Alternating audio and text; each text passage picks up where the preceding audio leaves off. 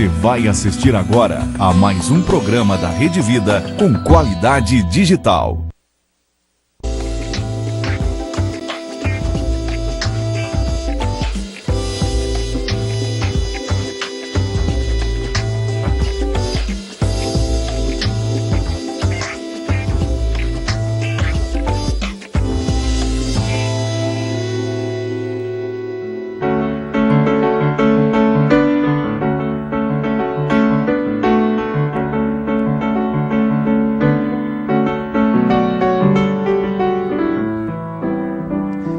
Boa noite, Tribuna Independente está no ar, diretamente dos estúdios da Rede Vida em São Paulo para todo o Brasil. Nós estamos ao vivo, você pode participar com a gente enviando a sua pergunta, seu comentário. Olha, quando se fala em vencer na vida, corre-se o risco de pensar na vitória como algo mágico, instantâneo. E na verdade, tanto eu quanto você sabemos exatamente que vencer na vida envolve perseverança, determinação, trabalho, luta e também uma certa dose de sorte. Nessa noite nós vamos receber um dos maiores palestrantes do nosso país, César Romão. Nos seus mais de 20 anos de experiência como conferencista, suas palestras já tiveram a participação de mais de 1 milhão de pessoas. O tema dessa noite, vencer na vida, histórias de luta e histórias de superação.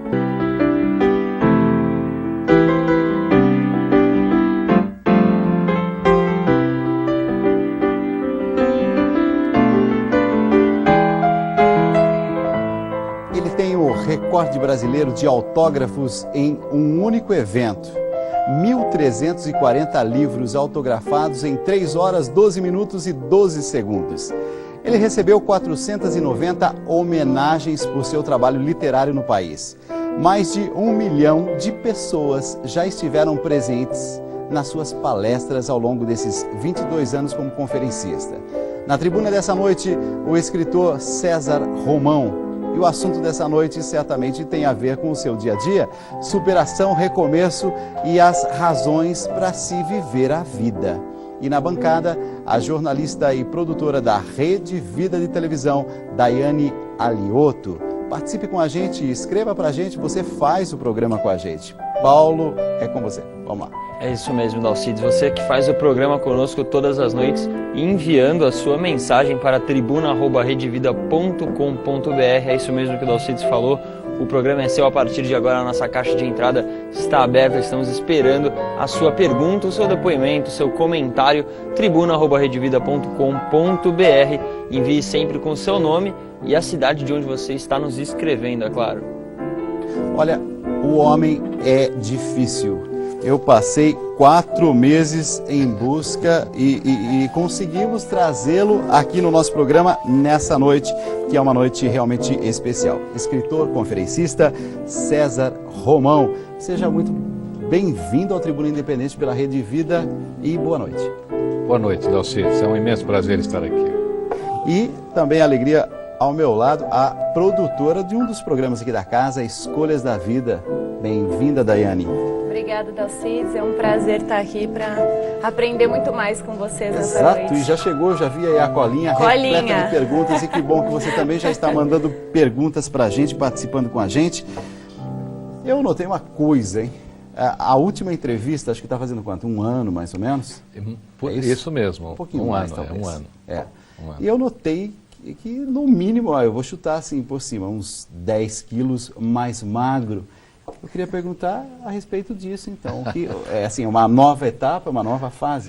Você foi perspicaz aí, verdade, tem boa lembrança. Na realidade, eu estou 15 quilos mais magro. Né? Isso em virtude de um processo que fizemos em casa. O meu filho mais velho, o Igor é arquiteto, é um grande arquiteto, ele tem um escritório de arquitetura maravilhoso aqui em São Paulo. E um dia ele chegou em casa e disse: pai, tem um projeto aqui para a gente perder peso, mas tem que ser eu, você e os nossos irmãos. E nós fizemos em família. O Igor perdeu 35 quilos, o Breno 18 e eu perdi 15. Então, talvez... É um arquiteto, o meu filho Igor é um arquiteto que ensina a emagrecer. Deve ter tudo uma metodologia, mas o ponto que você está tocando acho que é fundamental. É todo mundo solidário e todo mundo buscando o mesmo objetivo, é isso? Exatamente. E ele mesmo, né? Você sabe que hoje, ele ainda brincou comigo essa semana, falou, pai, eu estou dando mais a receita da nossa trajetória de emagrecimento do que as anotações dos projetos que tenho feito. Agora, eu comecei com uma pergunta, né? Você que está em casa está dizendo assim, acho que não tem nada a ver com o tema. Tem alguma coisa a ver com o tema, vencer na vida? Tem sim, porque tanto essa característica minha, como do meu filho Igor e do meu filho Breno, ela é a característica da disciplina. Então, a primeira coisa que você tem que ter na vida para atingir o seu objetivo é disciplina. Você vai traçar o caminho e ter a disciplina de seguir o caminho. Eu li dos seus 22 livros, se eu não estou enganado? Isso 22? mesmo. Eu li 9 para me preparar para essa entrevista. Eu tenho algumas perguntas, daqui a pouco eu vou passar a palavra para a Daiane, daqui a pouco já tem perguntas de telespectadoras e telespectadores, que eu já vejo o Paulo todo agitado e levantando a mão, dizendo que você, telespectador, já nos escreveu. Mas uma coisa me chamou a atenção, eu tenho dúvidas. O seu livro Tente Outra Vez, da editora? Todos os meus livros hoje pertencem ao grupo editorial Planeta. Planeta, todos eles a maior estão lá. editora. É o maior grupo editorial do mundo. Exato. Hoje, atua em 18 países. Tente Outra Vez, você incentiva todos nós a buscarmos o primeiro lugar. Isso me chamou a atenção. Você diz até de uma forma assim, de brincadeira e tal, mas de uma forma muito séria. Assim, quem se lembra do nome do segundo homem a pisar na Lua? Ninguém. E aí você vai citando uma série de outros que ficaram em segundo lugar, e segundo lugar você diz assim, não é o seu lugar. Ser o primeiro. Ao mesmo tempo que eu li isso, me deu uma dúvida. Incentivar as pessoas a ser o primeiro. Será que não alimenta ainda mais uma sociedade competitiva, mais egoísta? Acontece assim, a ideia, Alcides, é que você sempre se prepare na vida para ser o primeiro. Talvez você não consiga, muitos não vão conseguir, mas você vai conseguir um ótimo preparo. Talvez aquilo que você deseja para você, aquela coisa que você fala, eu quero ser o primeiro nisso, nem seja aquilo. Mas durante a sua experiência de preparo, você vai conhecer novos caminhos. Às vezes o caminho ensina mais do que o destino. Ok. Isso é fundamental, porque aí todo o seu foco não está lá no objetivo último, exatamente, que é a vitória ou derrotar todo mundo. É a aprendizagem que você vai fazendo ao longo do caminho. Exatamente. Daiane, vamos lá então para acalmar esse coração. Não, estou tranquila. A gente já conversou bastante antes de entrar, né, ao vivo. Seja piedosa comigo, hein, Daiane? Prometo. Não, eu estava pensando nessa questão aí de vencer na vida.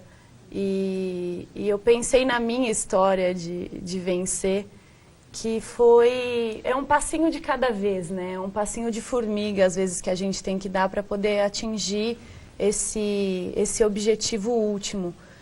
O que a gente deve fazer na trajetória para que esse objetivo, esse vencer na vida, seja um sucesso e a gente não precise passar por cima das outras pessoas? Porque hoje em dia essa competitividade passa muito por essa questão de você derrubar o outro, né? E a competitividade é uma implantação das próprias pessoas, porque ela é desnecessária, na minha opinião.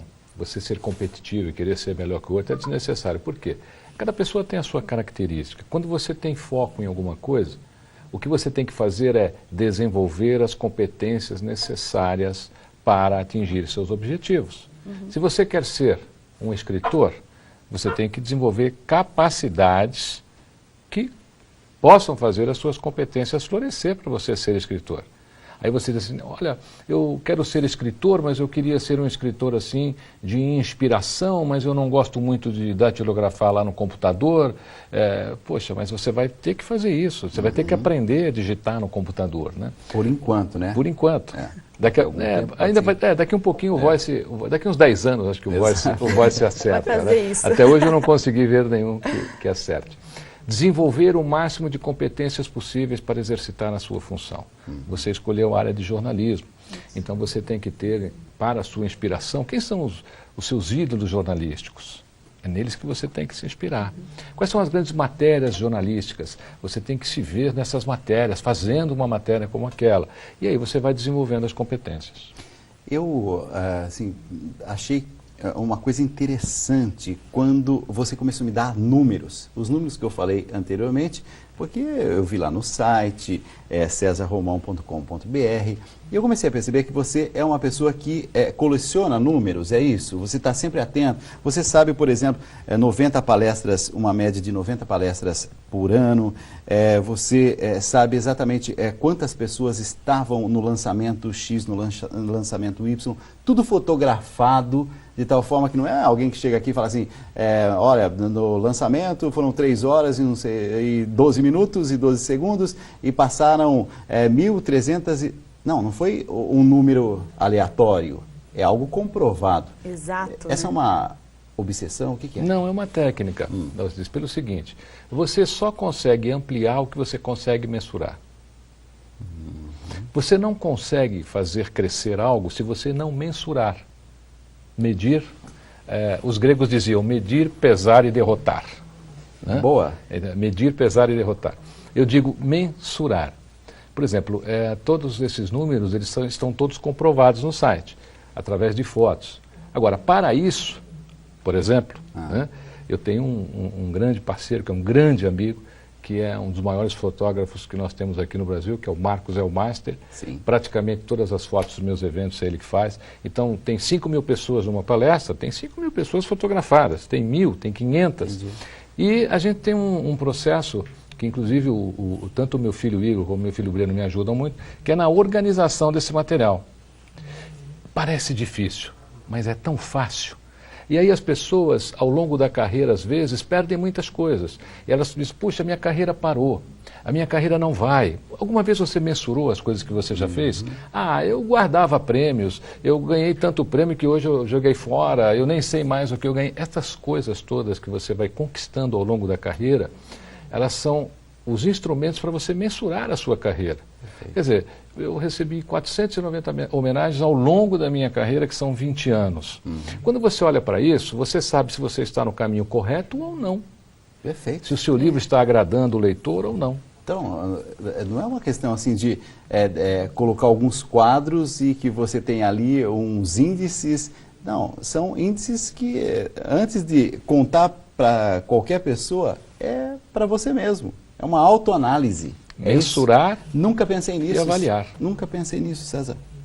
E aferir os resultados. Porque as pessoas no Brasil, elas são muito esforçadas, mas elas não transformam esforço em resultado positivo.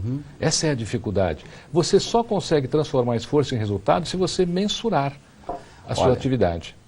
Já vi aqui que o site está explodindo de participações. Que bom que você está participando com a gente. tribuna@redevida.com.br. Paulo, primeira questão da noite, primeira pergunta da noite, vamos lá. Primeira pergunta da noite, Dalcides, ela vem de Brasília, é o Dante que nos pergunta, ele faz o seguinte questionamento. Mas César, sabemos que em nosso país nem todos têm acesso à educação adequada e à informação. Como ser bem-sucedido na vida, considerando todos os âmbitos e pensando na situação sociopolítica brasileira, considerando toda a disparidade econômica existente no Brasil? Educar a criança, dar oportunidade ao jovem, e assim a gente não vai precisar punir nenhum adulto. A educação sempre em primeiro lugar. Se eu pegar hoje todo o dinheiro do mundo, colocar este dinheiro aqui na mesa da Tribuna Independente e dividir igualmente, daqui a alguns meses ou alguns anos teremos ricos, pobres e miseráveis novamente. Porque o processo da ausência de evolução está nas pessoas, não está nas coisas. Nós temos grandes exemplos aqui de pessoas que encontraram um meio de ter acesso à educação num país que hoje até temos um ótimo acesso, temos muitas escolas públicas, temos muitas escolas, hoje, universidades federais. Quer dizer, agora, o que você precisa para ter esse acesso? Estudar. Você tem que ir lá, ter uma boa nota no Enem, você tem que passar num vestibular. Mas a concorrência é grande. Não tem concorrência para quem é bom, Dalcides. Se você for bem na prova do Enem, você pode ter 1 milhão de concorrentes que você vai ter a sua vaga na Universidade Federal. Então, a minha sugestão é você inverter esse processo. Você tem que acordar todo dia de manhã e dizer assim, eu preciso ser o melhor no que eu escolhi e no que eu quero.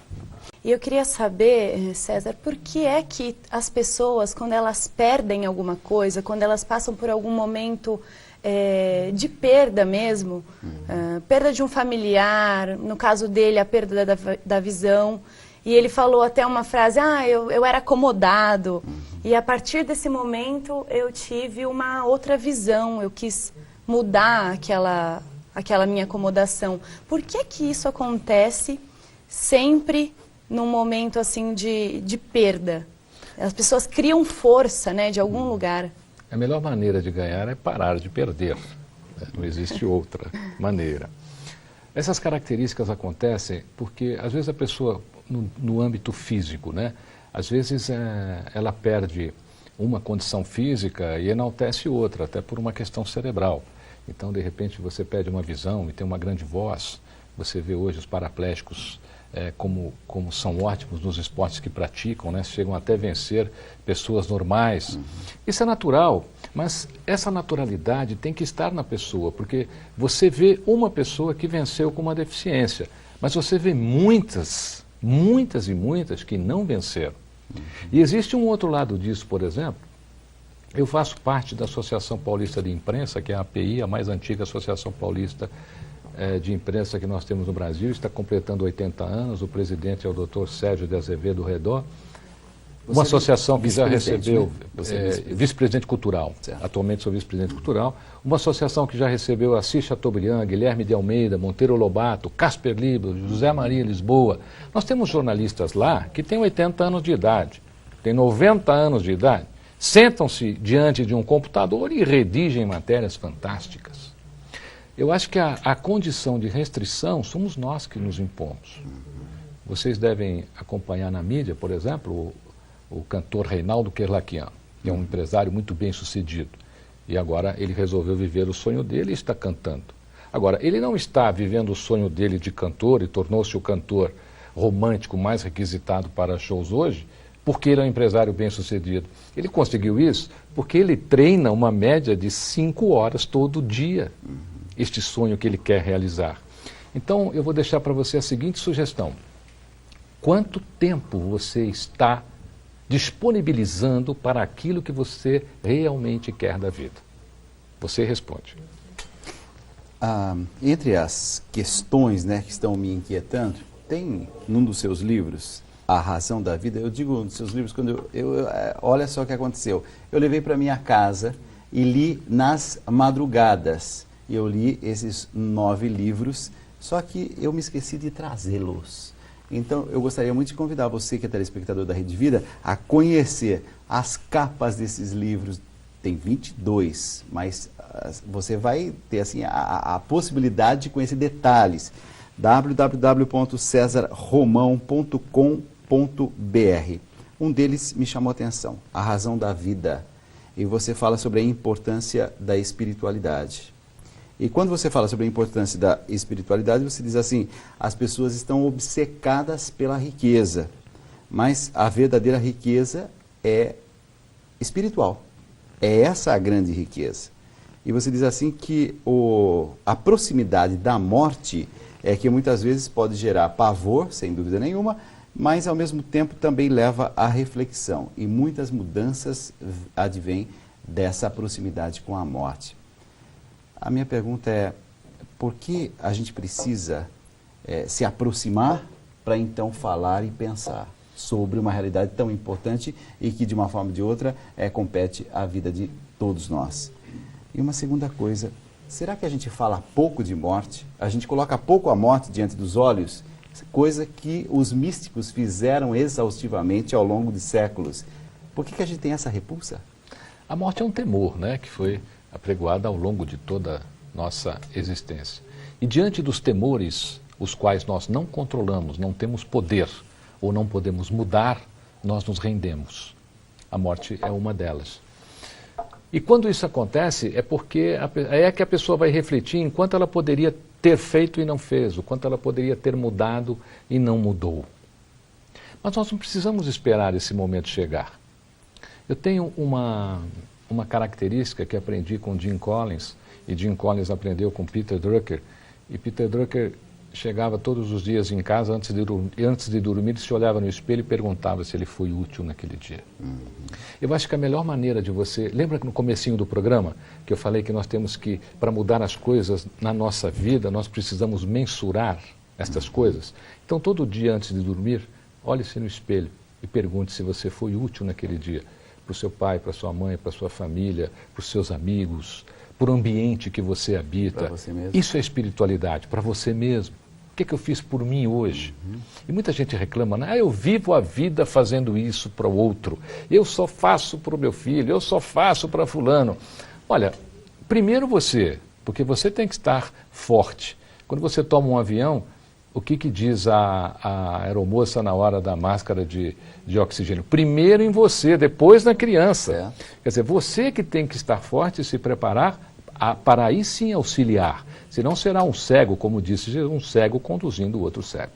Fabrício de Belém do Pará, ele diz assim: Santa Edith Stein, judia convertida, doutora em filosofia, carmelita e martirizada na Segunda Guerra, no livro Perder para Ganhar, dizia que em Jesus Cristo temos a chave de muitas superações e vitórias. Você concorda com isso, César? E também queria fazer uma referência a um dos livros, O Homem e Seus Discípulos, a Liderança de Jesus. Vamos centrar um pouquinho assim, o nosso pensamento, o nosso olhar para a figura de Jesus? Ele não tem algumas, ele tem todas. Toda a trajetória do Cristo, ela compreende, na minha opinião, todas as reflexões que nós deveríamos ter na vida todos os dias. Talvez a mais forte delas, que eu possa deixar para você aqui, seja essa: diante de uma situação difícil, pense assim, o que Cristo faria nessa situação? Mas para você saber o que Cristo faria, você tem que conhecer a vida de Cristo. Você tem que ler sobre ele.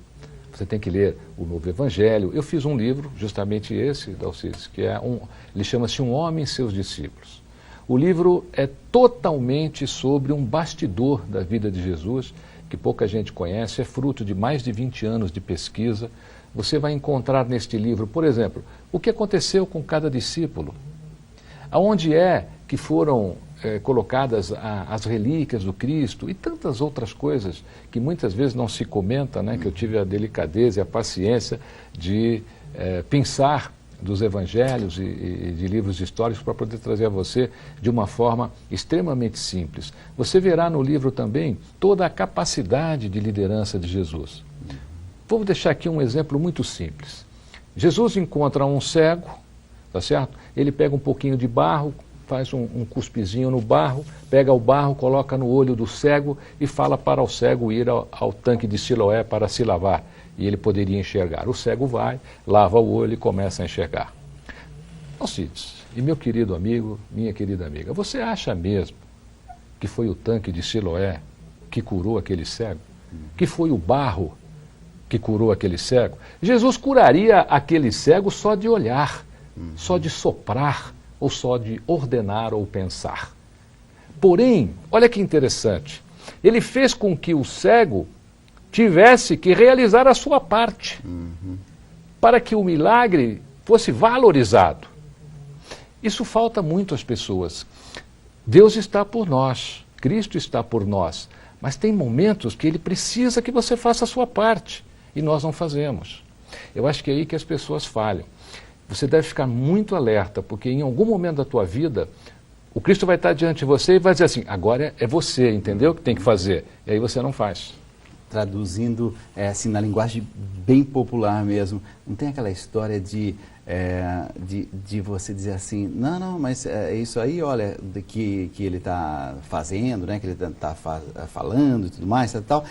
Muitas vezes recebeu tudo de mão beijada, e esse tal de mão beijada aí não vai levar a nada. De fato, algumas pessoas, quando recebem muito, elas perdem, deixam as coisas irem embora. O valorizar exige preparo.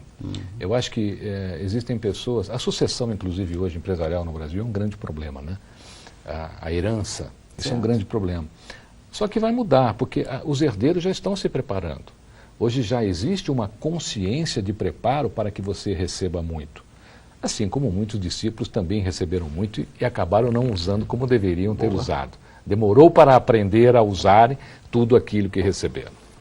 Nós temos mais perguntas de telespectadores. O Paulo vai fazer a pergunta, a gente vai para um rápido intervalo e já volta. Vamos lá. Então a pergunta do Laerte de Bonito, no Mato Grosso do Sul, é a que vai ser respondida pelo César no próximo bloco, mas já deixo ela aqui. Ele que pergunta o seguinte: este comportamento motivacional tem de vir de berço? Ou seja, é papel dos pais educar seus filhos dessa maneira já desde a infância para que as crianças cresçam vislumbrando o alto e que tenham nos pais um espelho? É essa a questão, César? E o Marcos Franco já quer saber o seu próximo livro, porque ele está sabendo que parece que já vem coisa nova por aí. A gente vai para um rápido intervalo e a gente já volta já com mais Tribuna Independente. Participe com a gente, tribuna@redevida.com.br, na noite em que falamos de superação, de vitória, o que significa ser um vitorioso na vida. Voltamos já.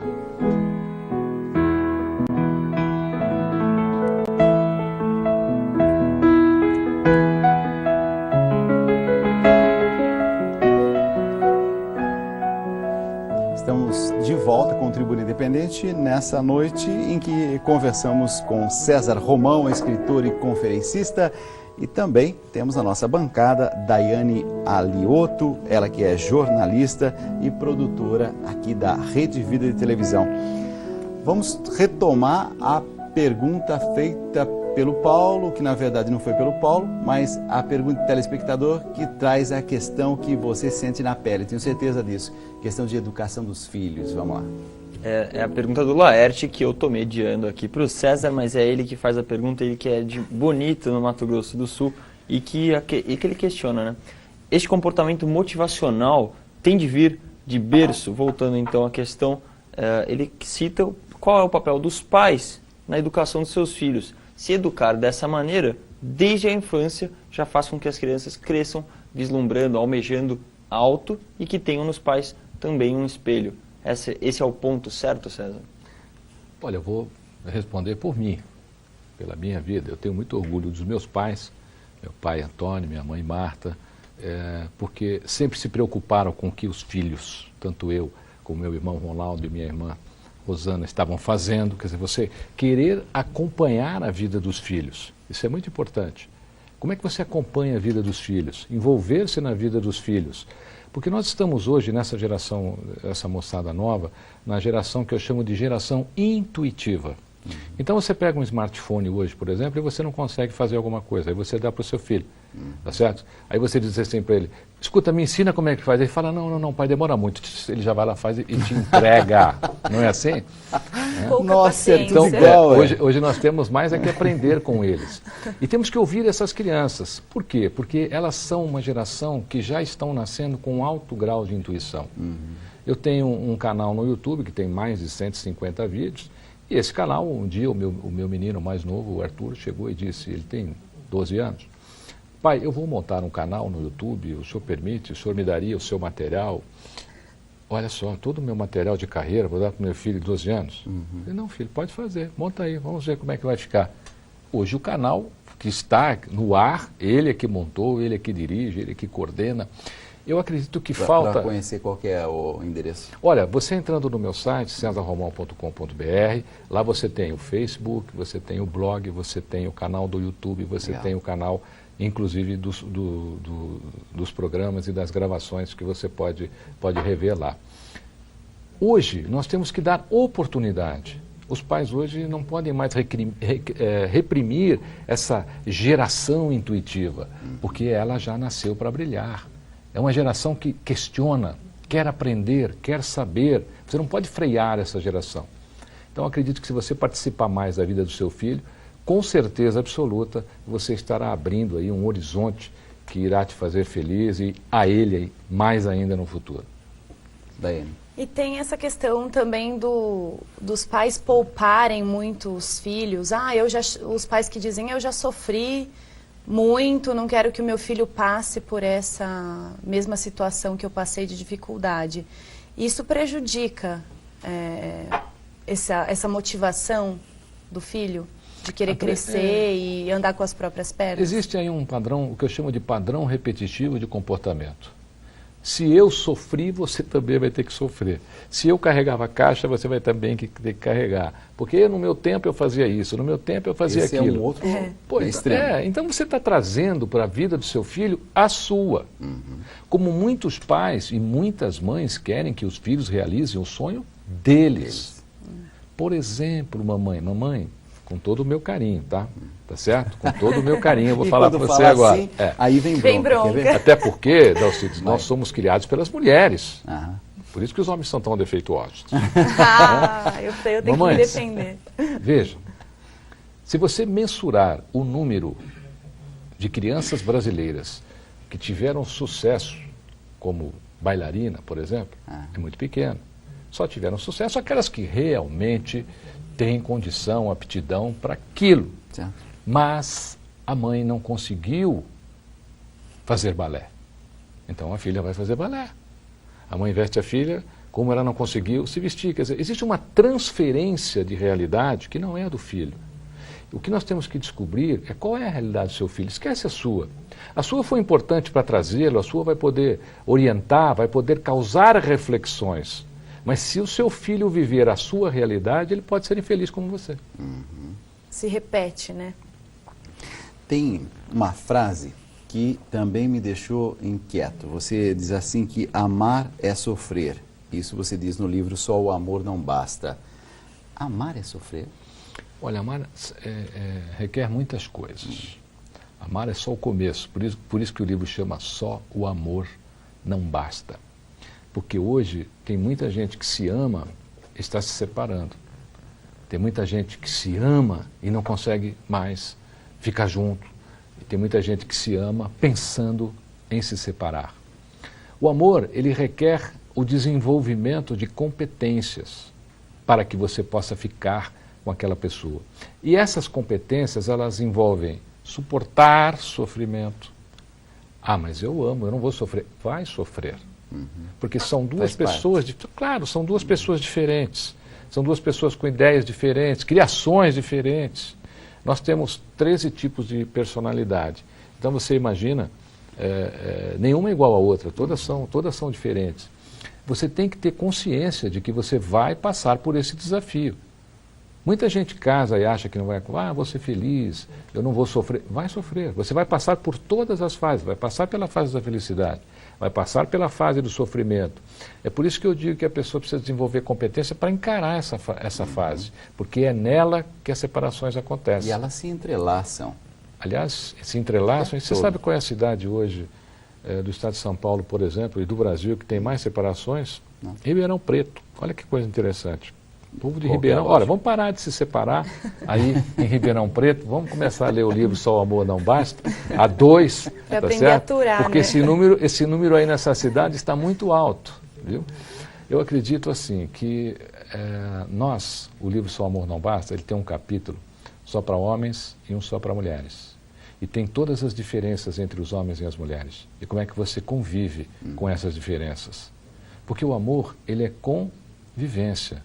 E uma convivência, todo dia você vai ter que aprender alguma coisa, você vai ter que ceder em alguma coisa e não adianta querer impor. Ninguém muda ninguém. E muita gente tem essa esperança, eu vou mudá-lo. Não vai mudar. A única coisa que você vai poder ter é paciência, paciência e paciência. Quem nos escreve é o Manuel Roldan.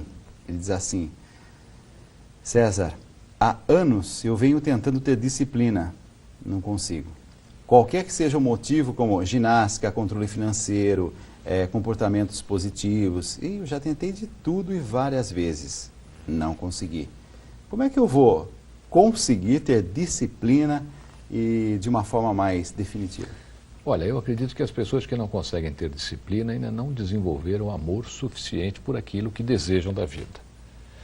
Porque se você deseja algo com muito fervor da vida, você terá que ter disciplina, você vai ceder à disciplina. Lá no meu escritório, nós temos uma parte do escritório que ela atua na preparação e no lançamento de profissionais no mercado de trabalho com relação a palestras. Escritores querem ser palestrantes, executivos querem ser palestrantes. A primeira avaliação que a gente faz é de disciplina, porque isso exige muita disciplina. Se você for reprovado na disciplina, você não vai nem para a segunda fase do treinamento, porque não adianta. E como é que você avalia a disciplina? A pessoa recebe algumas coisas para a serem feitas. Nós temos um sistema de avaliação dessa disciplina. A própria vida dela, muitas vezes, já nos dá muitas referências sobre se ela tem ou não tem. Nós também podemos organizar essa pessoa e fazer com que ela tenha disciplina, mas ela precisa querer. Eu posso te dar um remédio para a sua cura, tá certo? E aí você não toma o remédio, o que é que adianta? Vou te dar um exemplo muito simples. Nós fazemos tudo no escritório, até a parte de projeção de imagem, assessoria de imprensa, tudo que esse profissional vai precisar. Só temos um item que nós não fazemos no escritório. Nós queremos que a pessoa faça fora do nosso escritório, porque ele vai fazer no melhor lugar do Brasil, que é o curso de oratória. Então, no escritório, o único item que a pessoa vai fazer fora é o curso de oratória. Entendi. Que o único que nós recomendamos lá é o curso do professor Reinaldo Polito, que, sem sombra de dúvida, é a maior referência que nós temos no assunto. E nós recebemos aqui. Assisti o programa, maravilhoso. Deixa eu mandar um abraço aqui. Reinaldo Polito, por aqui já passou Reinaldo Polito. Passou um grande amigo seu, Calbi Peixoto. Calbi Peixoto. E que eu fiquei sabendo que você vai fazer o terno no mesmo alfaiate que ele, que é uma referência. É verdade. Tal, e que há 15 anos você faz e ele já faz no mesmo alfaiate há não sei quantas décadas. É verdade, o alfaiate chama-se De Carlos. De Carlos é um mito vivo, né? Na minha opinião. Foi De Carlos que fez os mais de 350, ou acho que chegou a 500 ternos do Calbi durante toda a carreira do Calbi. Comigo ele tem menos trabalho porque eu não tenho tanto sucesso quanto o Calbi ao longo da carreira, então ele faz menos ternos, né? Vou aproveitar e mandar um abraço ao Calbi. Aliás, o programa que ele fez aqui, maravilhoso. Mandar um abraço ao meu querido amigo De Carlos. Aqui, De Carlos, ó. Vamos lá. Eu queria retomar uma questão do livro Só o Amor Não Basta, porque saber se é verdade ou não, porque dizem que as pessoas, elas ficam juntas por um ideal em comum e além disso, elas são tão diferentes. Por que afinal, você mesmo fez o livro separado, né? As dicas só para as mulheres, as dicas só para os homens. Por que seres tão diferentes sempre tão juntos? Olha, isso é mais ou menos como religião. Por exemplo, as pessoas hoje estão deixando a religião, trocando por necessidade. Quer dizer, a pessoa não tem aquela religião, ela tem uma necessidade que talvez aquela religião possa suprir. E quando as pessoas se conhecem, é mais ou menos assim. É a tampa da panela. Né? É aquela coisa de você nasceu para mim, você foi feito para mim. Não foi, tá? Não foi. Até descobrir então, você acha que Deus ia ter esse trabalho de ficar lá fazendo uma pessoa para você, outra para mim? Né? Eu acho que ele não teve esse trabalho, não. Nós temos uma diferença genética imensa entre homem e mulher. Mas são muitos itens. O livro Só o Amor Não Basta tem todas elas lá. Todas as nossas diferenças genéticas. Já começa por aí. Tá certo? Já começa pela densidade cerebral, pela densidade comportamental, a maneira de ver as coisas, os hormônios, os índices emocionais. Por exemplo, um homem, se o sapato dele aperta, pode estar na melhor liquidação do shopping. Ele não compra. De jeito nenhum. A mulher, se o sapato aperta, mas é bonitinho e está em liquidação, compra. Sério daí? Né? Compra. É mesmo? Compra. A visão dos dois é muito diferente. O grande desafio é vocês aprenderem a conviver com essas diferenças. Esse é o segredo do livro Só o Amor Não Basta. Ele não muda ninguém, mas ele deixa sugestões que vão fazer com que você aprenda a conviver com essas diferenças. Muitas coisas que as mulheres fazem para os homens são ofensa. Muitas coisas que os homens fazem para as mulheres são muito mais que ofensa. O que, por exemplo? Por exemplo, a mulher chega em casa e diz assim para você: Dalcides, eu já falei para você não colocar a toalha molhada na cama quando você sai do banheiro. Aí ela pega a toalha e guarda. você repete. E você repete. Na terceira vez, Dalcides, ela já vai ficar uma semana sem falar com você, você não vai ter toalha no banheiro. Passou do nível da ofensa. Né? O homem não, o homem, tá bom, tá bom, tá bom, tá bom. Essas pequenas coisas se tornam grandes. Com o passar do tempo, exatamente. Se você avaliar, aí vira pendura. E a mulher guarda. E ela não fala aos poucos, o homem fala. E a mulher resolve um dia... explodir. Não, tirar tudo da pendura. Né? Aí ela tira tudo e começa a falar, põe tudo na mesa. Aí você fala, meu Deus, eu não lembrava mais disso, mas eu lembrava. Você acha que eu ia esquecer? Então, essas diferenças todas, o grande segredo do relacionamento é você aprender a conviver com elas. Porque quando você conhece o resultado, quando você conhece o porquê isso acontece, você tem compreensão. Quando você não compreende, você não aceita. Aceitação é uma coisa muito importante. Mais questões e perguntas de telespectadores. Paulo, vamos lá. César, quanto à questão de pensarmos de uma maneira positiva, será que não existe o risco da gente almejar muito e alcançar pouco? Aí o tombo acaba sendo um pouco grande demais. A gente deve dosar a medida, o grau dos nossos sonhos? Pergunta feita pelo Francisco de Cascavel, no Paraná. Se você olhar todos os dias no espelho e disser assim, eu penso positivo, eu penso positivo, eu penso positivo, nada vai acontecer na sua vida. Absolutamente nada. O pensamento positivo, ele é simplesmente um sintoma, ele não é uma ação. O grande segredo é você criar estratégias. É como pessoa motivada. Eu estou motivado, mas eu vou atravessar aquela parede agora com a minha motivação. Vou ali, bato a cabeça na parede e morro. Mas eu morri motivado. Eu morri pensando positivamente que eu iria atravessar aquela parede. Toda motivação precisa de estratégia.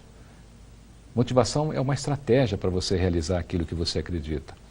Se você tiver algum problema e ficar só pensando positivamente que você vai resolver, você não vai resolver. Você precisa criar uma estratégia para resolver o seu problema e também para conseguir aquilo que você quer. A Damiana Salé, ela escreve perguntando o seguinte, dentro dessa ótica motivação. Eu tenho uma empresa e estou em busca de novos clientes. Como ter mais motivação para correr atrás desse meu desejo? E ela faz apenas uma observação, que ela segue você há 10 anos e ela aprecia muito o seu trabalho. Damiana Salé, eu conheço você das revistas e jornais. Eu conheço você. A Damiana Salé é a princesa do petit gâteau. Aliás, começa a mandar petit gâteau aqui para os entrevistados, né? Eu conheço você, viu? Você já tem muito sucesso, viu? Você já tem muito sucesso, parabéns. Olha, eu acredito que quando nós desejamos alguma coisa da vida, nós devemos nos apaixonar por aquilo. Eu não comecei minha vida fazendo sucesso com os meus livros.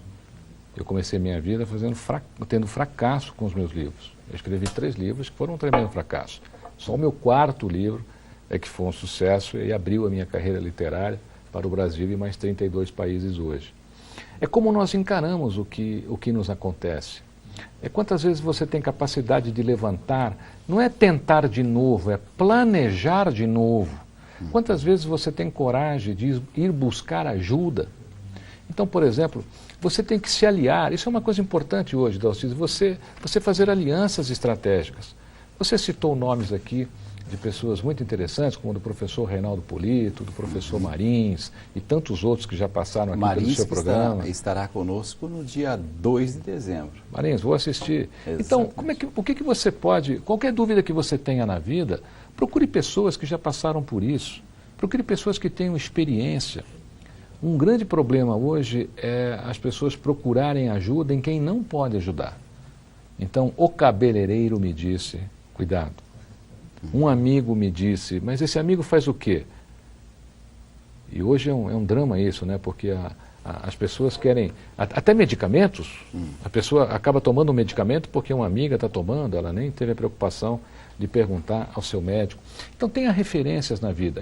A minha referência foi Og Mandino. Então, toda a minha carreira, toda a minha referência, quando eu comecei a escrever, toda a minha referência era o Og Mandino. Se você tiver uma ótima referência, conhecer bem a sua ótima referência, não tem muito como dar errado. Pode demorar um pouco, você vai ter que se esforçar bastante, mas com certeza a tua realização virá. Você falou agora Og Mandino, eu voltei em um segundo, 30 anos atrás, lendo O Maior Milagre do Mundo, que foi um livro que eu tinha 14, 15 anos, e é como se eu estivesse descobrindo um jeito novo de viver. Foi fantástico. Esse livro, o Og Mandino é o autor que mais vendeu livros no mundo depois da Bíblia. E o único livro que Og Mandino recomenda é A Semente de Deus. A Semente de Deus tem uma recomendação dele, e ele diz: A Semente de Deus é um livro poderoso que afetará a vida de todos que o lerem. Eu recomendo Og Mandino. Porque a Irani, de Feira de Santana, na Bahia, diz assim: porque os profissionais éticos são prejudicados por pessoas que não desempenham suas funções na empresa. E como é que a gente pode vencer uma situação como essa? Treinar, treinar, treinar e treinar. Eu vejo isso todo dia. Às vezes você vai perguntar alguma coisa sobre uma empresa para alguém, a pessoa fala assim: não, desculpa, eu não posso ajudar, porque eu só estou trabalhando aqui, eu não faço outra coisa aqui, então eu não posso te ajudar. Mas você não trabalha aqui? Mas eu só trabalho. Né? Então, o treinamento hoje é uma coisa muito importante. Aqui no Brasil nós temos aí uma grande empresa de treinamentos, que é a KLA, a maior empresa de treinamento corporativo, tem levado aí as pessoas a essa possibilidade de treinar os seus colaboradores. Aliás, vou deixar um abraço aqui, posso deixar o pessoal de Campo Grande? Claro. Campo Grande, sábado agora, estarei aí fazendo um evento muito grande aí pela KLA. Se você tiver oportunidade, eu gostaria de contar com a sua presença. Então, o que acontece hoje é que, às vezes, o chefe é bom, mas ele escolhe gente ruim. Uhum. O mesmo esforço que você faz para ir para o céu, você pode ir para o inferno. Você que escolhe. Porque, por que você tem aquela pessoa ruim? Mas não tem desculpa, Dalcides. Na minha opinião, ou as pessoas desenvolvem o máximo de competências possíveis para exercitarem o seu trabalho, ou vão exercitar essa incompetência em outro lugar. Uhum. Eu não culpo a pessoa ruim que está prejudicando a boa, eu culpo a boa que deixou aquela ruim ficar ali até aquele momento para poder causar aquele transtorno. www.cesarromão.com.br para você ter um contato direto e também conhecer as obras, ter todas as informações. Eu tenho certeza que vai ser de grande aprendizagem. Para mim, né, esses últimos 10 dias que eu passei lendo os livros todos, foi de um crescimento muito grande. E por isso que eu quero te agradecer, não apenas por ter vindo, mas por escrever livros, por fazer bem às pessoas, mesmo quando você não sabe que você já fez. Amigo querido, muito obrigado, César Romão, escritor, conferencista. Obrigado por ter vindo. Aquela palavrinha final, o que falta dizer? Nunca desista do seu sonho. Se você desistir, vai carregar a dor de não ter conseguido. Se você persistir, será uma pessoa alimentada pela esperança de um futuro melhor. E a sua esperança no futuro é que vai te dar força no seu presente. Você pode achar que todo sonho é uma loucura e todo sonhador é um louco. Mas quando o sonho se realiza, se torna sabedoria. E o sonhador se torna um sábio. Fique comigo, que eu estarei com você. Muito obrigado. Eu que agradeço. E na bancada, Daiane Alioto, ela que é jornalista e nossa produtora, e aqui meu agradecimento, ela é a produtora do programa que eu faço aqui pela manhã, pela Rede Vida, Escolhas da Vida. Daiane, obrigado por ser nossa produtora e também por ter vindo nessa noite. Eu que agradeço, Dalcides, agradeço ao César também por essa bagagem, né, dessa noite. É sempre um aprendizado novo, conhecer pessoas novas e trocar experiências. E estar Obrigada. aberto, né, para aprender, né? Acho que a grande mensagem que fica hoje é que a gente sempre pode aprender alguma coisa a mais. Eu vou fazer o seguinte, eu vou para um rápido intervalo, aí eu venho com aqueles 3 minutos em que eu vou ler, na verdade declamar, pequenos trechos de obras de César Romão. Já volto já.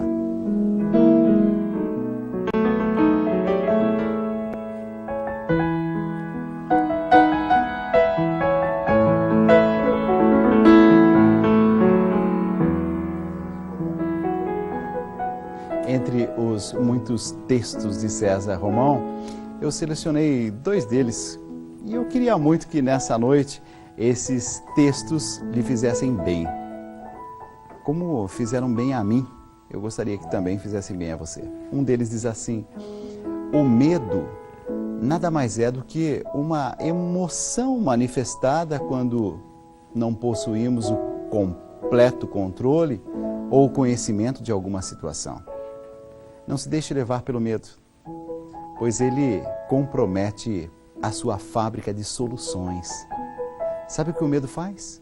Ele retarda o seu raciocínio e o coloca numa posição defensiva, com uma atitude que classifico, diz ele, de atitude chinesiana. A China passou por uma fase de tanto medo que construiu uma muralha que julgava intransponível. E realmente estava certa, intransponível. Mas nos porões havia guardas que podiam ser subornados com um mero par de sandálias. E o medo de invasões terminou por deixá-la por muito tempo escondida e longe do mundo, atrás de seus próprios muros. Isso me fez pensar. Um outro texto que me chamou a atenção, e com esse texto eu termino o programa dessa noite, diz o nosso autor César Romão, no seu livro Reflexões para Fortalecer o Coração. Você já percebeu que a gente arruma tempo para fazer tanta coisa, para um monte de gente, e que quando a gente resolve fazer algo pela gente mesmo, a gente está cansado, está sem tempo. Então, diz ele, tire um tempo para fazer algo para você, por você. E não se iluda com o jogo do contente, aquele joguinho em que você diz que um dia fará tal coisa. Talvez nas férias, talvez quando você se aposente. Já reparou que se o seu carro sofre um amassadinho, você corre para o martelinho de ouro? Mas se a sua visão parece prejudicada, você enrola para ir ao oftalmologista? Então, encontre tempo para você. E encontre tempo hoje ou amanhã, quem sabe. E você vai descobrir que arranjando esse tempo para você mesmo, irá se renovar constantemente. Terá energia de sobra e verá a vida com outros olhos. Fica na paz, tenha uma boa noite. Amigos, mais uma vez, muito obrigado.